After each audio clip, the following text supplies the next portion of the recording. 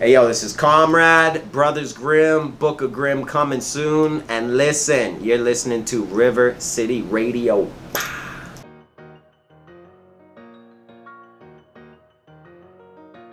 All the time, we still do constantly. It's it's our biggest obstacle. But I think honestly it is what creates the best music. And so what I mean by that is we do have people who are like Pat Grimm fans, we have people who are Komrade fans too, but it's neither of those level of support or fan base comes close to what happens when we form like Voltron. Yeah, I mean, and I think that's because the creative process is such a back and forth. It's a give and take always. It's I like this idea, I like this idea. Let's flip the hook this way. Let's do that this way.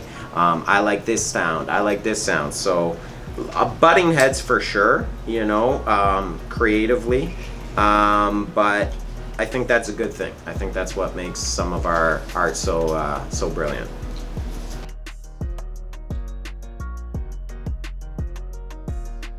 Fuck it. Well, it's exploded, right? It's fucking exploded. Goddamn. So when we first came on the scene, right, I always joke, like me and Pat have had this conversation about like if it was New York hip hop and shit like that. So like if you like timeline wise, right? So if Edmonton was New York timeline wise, when we came into it between 86 and 88. Like, and there was the grandfathers, the architects of this city, of this scene and this sound who had already existed for a decade, who are already shaping it, you know, the CV's Finest, Muddy Boots crew, Politic Live, you know, a lot of the old school cats, Touchin' NATO, the 118 crew, right? They were the OGs of the scene. And then we kind of came in as the young bucks, and we came in super young and super aggressive. Like we dropped a mixtape right away. We came in hard and kind of grinded that way. Now, I feel ashamed because I used to really pride myself on like knowing local hip hop. I would throw shows, I was a promoter, I did it all. Now I can't keep up. There's so many dudes. Every now and then somebody will drop a dude on me who already got 50,000 views on multiple videos, and they'll be like, oh yeah, this dude's from Edmonton. I'm saying, like, who is the lad? The one who did a tour with, was it with Isaiah Rashad? Arden. Arden's killing it. Dude blew me away. And I was just like, Arden's how did I miss this? Like, you know, you get so caught up in your own lane, your own vision, with your head down that, and it's just also being older. But yeah, it's expanded. It's expanded immensely. There's way more talent now just because it's expanded. There's a lot more crap too because it's expanded, but I would argue that the talent and sound coming out of this city right now is the best it's ever been. You know, I'm not gonna sit here and be some old head shit like my era was better. Like it wasn't. There's more dope dudes now than there's ever been, and they're younger and younger, and the kids get the business. So, you know, only time will tell what will happen. The talent has been at Edmonton for a time. Now the infrastructure needs to get there, but yeah, the scene is just, I guess, in a summary, fucking 10 times larger than it. Yeah.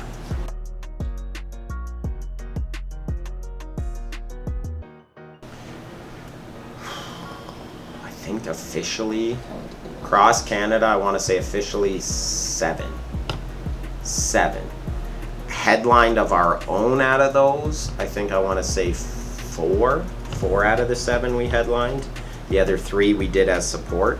Yeah, a lot of hours in a van back and forth. The first one we got spoiled. The first one we bought onto, and it was in a tour bus. But ever since then it was a van back and forth, which was some wild shit.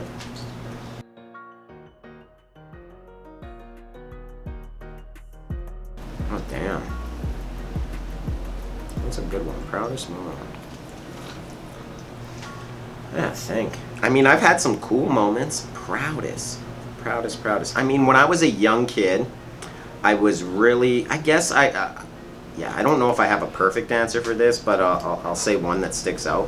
When I was young into hip hop and we had just gotten started, I think maybe we were one album in, I don't even know if Grim Reaper had come out yet. I was doing some volunteer work with the city. I was on what was called the Youth Council, which was like an advisory board to the city of Edmonton, And then there was this event called Street Speaks, where it was all about raising awareness for like youth poverty and youth issues and like that. And so at this event, we got to perform for the mayor at the time, Mayor Stephen Mandel. And when I went home and I told my old man this, he was blown away. He was so proud of us. He's like, no fucking way, my kids rocked for them, because he was an old metalhead. My kids rocked for the mayor, that's fucking awesome, bud. So that was probably, I'll put that one as my proudest moment.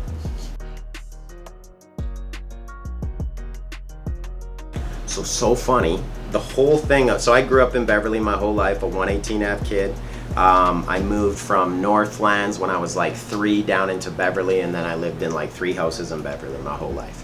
I didn't realize anything about negative, I guess, about Beverly or Abbotsfield at all until I went to because I went from, like, I went to Lawton and then I went to East Glen. So not very far down the Ave. The farthest down the Ave I was at 67th Street.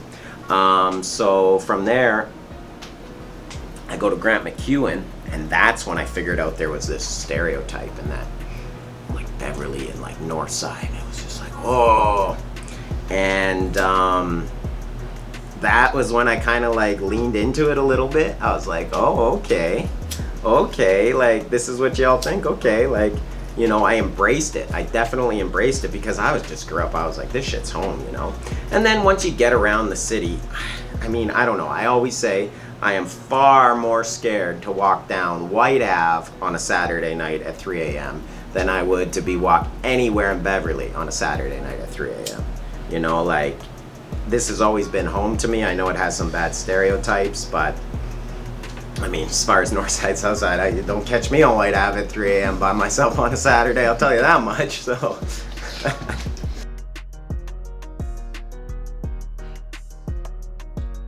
Oh man. Overall, negatively, if I'm gonna be honest, and and that's largely my fault, you know, and you know, my responsibility to a degree.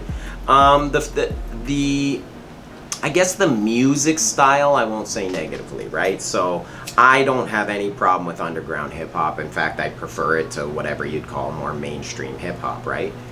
And so if that was the sound of Battle Axe, then so be it. And if more of that sound emerged, then I guess that could be, you know, the one positive. But overall, it was, you know, and I take full responsibility, and I've spoken for it many times in my music. It was selling the idea of family, and it was selling the idea of brotherhood. And so because you sold that idea, people aggressively, who needed that, aggressively approached it, you know. And I think the idea of, I don't know, bonding through trauma or building through trauma overall, right, is kind of a negative trait. I don't know if it's necessarily healthy, right? And you see lots of different groups and stuff who will do that. So the whole idea of like being the rally cry for the misfits was always interesting. I don't know if it was, you know, a good thing. It definitely wasn't a good thing for our career. I'll tell you that much. It didn't help us worth shit.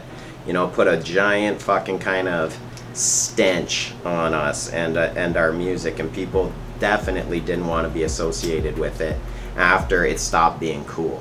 You know, so for Brothers Grimm personally, it wasn't the best. As far as the entire music scene, I mean, there was some good shows, there were some good times, there were some good artists that rocked with Battle Axe, so musically, I don't know, maybe it's a wash, but for us, and yeah, culturally, man.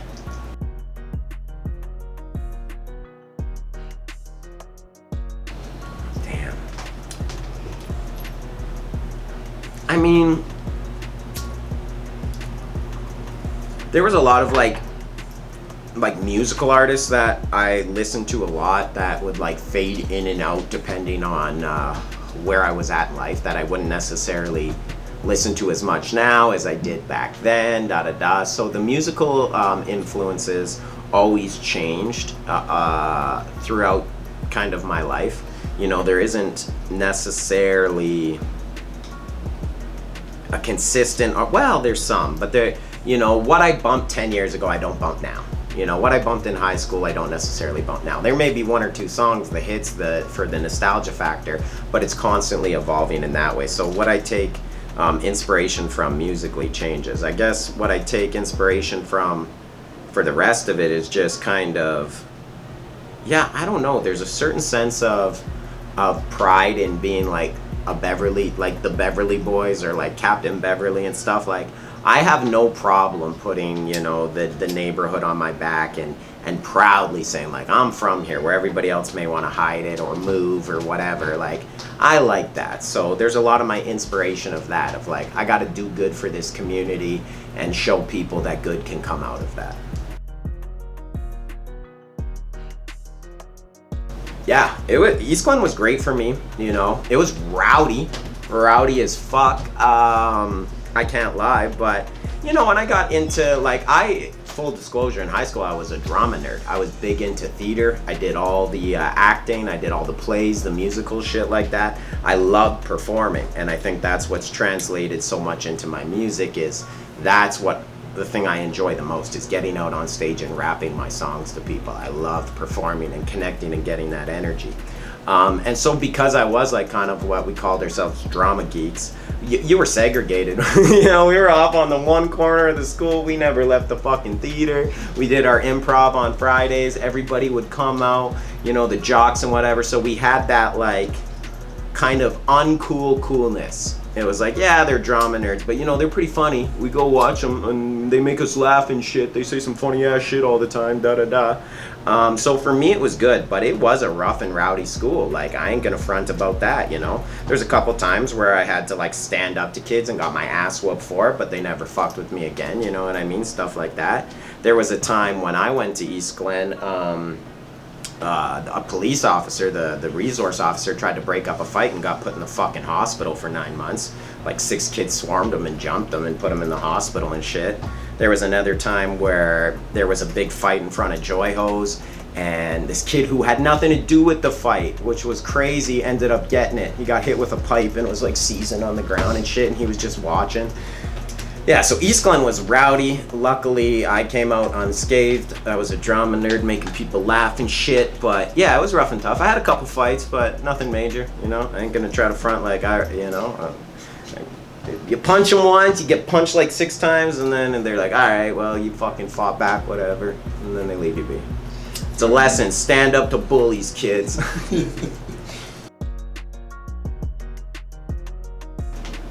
Well, so it's not specific to music. So what that scholarship was just 500 towards anybody involved in the arts and in their community.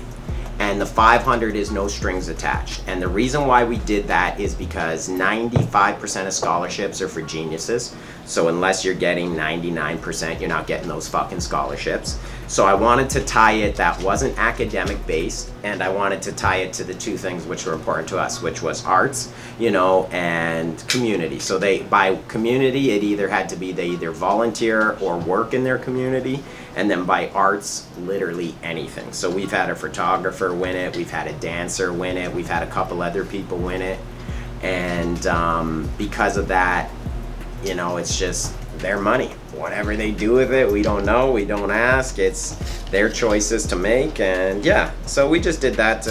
Why not? 500 ain't shit. It really ain't shit. It ain't gonna. Fuck, you ever been to college? That ain't shit. That's getting you 2 textbooks if you're lucky. You know what I mean? So it's the old saying, it's the least I could do.